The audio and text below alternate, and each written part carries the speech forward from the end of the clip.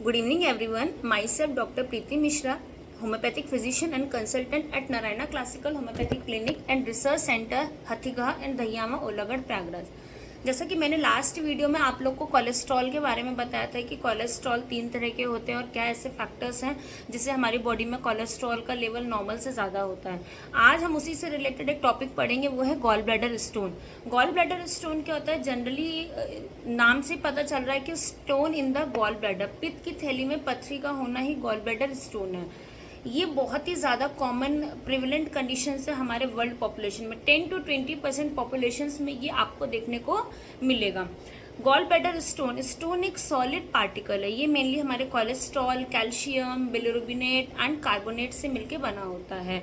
अगर इन चारों में से किसी का भी अमाउंट अगर हमारे बॉडी में नॉर्मल से ज़्यादा हो गया तो ये गॉल ब्लैडर स्टोन कॉज करेगा। नेक्स्ट है, गॉल ब्लैडर स्टोन जनरली 2 तरह के होते हैं। एक होता है कोलेस्ट्रॉल स्टोन, दूसरा होता है पिगमेंट स्टोन, और एक मिक्स्ड भी होता है।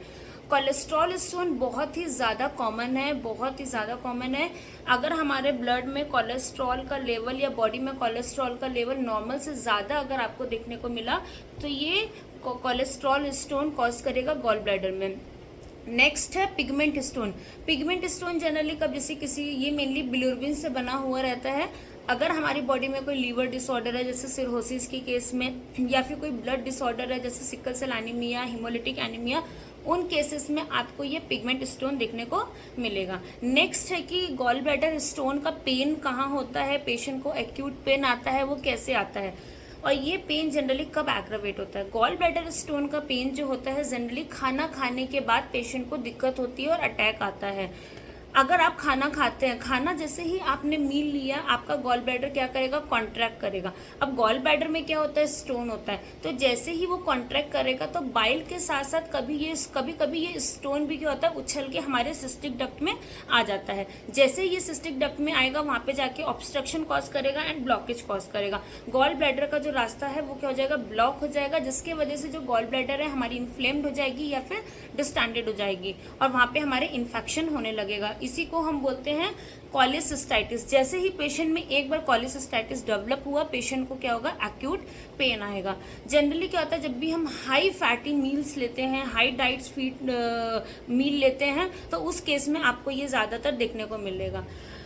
गॉल ब्लैडर में अगर एक्यूट पेन आ रहा है तो हम कैसे जानेंगे कि ये गॉल ब्लैडर स्टोन के वजह से ही पेन है? सबसे पहले हम उस पेन का साइड देखेंगे, किस जगह पे वो पेन आ रहा है, उस पेन का कैरेक्टर क्या है, वो पेन कहाँ रेडिएट होके जा रहा है, ऐसा कौन सा एग्रावेटिंग फैक्टर्स है जो हमारे स्टोन पेन को बढ़ा रहा है। सबसे पहले हम बात करेंगे स्टोन की।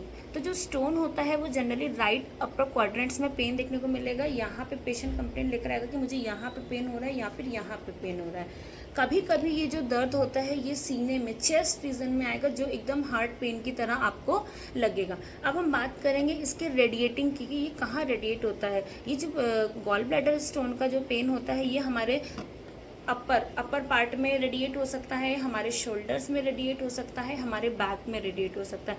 अगर इस तरह के अगर आपको सिम्टम्स देखने को मिल रहे हैं या इस लोकेशन पे या इस रेडिएटिंग साइट्स पे अगर आपको पेन देखने को मिल रहा है तो हम सस्पेक्ट कर सकते हैं कि पेशेंट में गॉल ब्लैडर स्टोन हो सकता है। नेक्स्ट है कैरेक्टर कैसा होता है। जो गॉल ब्लैडर स्टोन का पेन जो होता है वो एकदम सडन होगा, एक्यूट होगा, और जनरली ये रात में देखने को मिलता है। इतना ज़्यादा पेन होता है, बियरेबल पेन होता है कि पेशेंट न चल पाता है और पेन के समय उसके हाथ पैर एकदम सुन्न हो जाते हैं, स्वेटिंग बहुत ज़्यादा आती है, ऐसा लगता है कि ये हार्ट का पेन आ रहा है। नेक्स्ट क्या है कि एग्रावेटिंग फैक्टर्स क्या है। अगर रात में आपने बहुत ज़्यादा हाई फैटी डाइट्स ले रखी है, जिसमें जैसे मान लो आपने प्याज के पराठे, आलू के पराठे, छोले भटूरे, अगर इस तरह की डाइट्स अगर आपने ले रखी है तो उसकी मील लेने के कम से कम 1 से 2 घंटे बाद आपको ये अटैक आ सकता है। पेशेंट कंप्लेन करेगा कि मैंने रात में ये डाइट ली थी और मुझे एकदम से पेन आ गया, फिर वो अपने साइड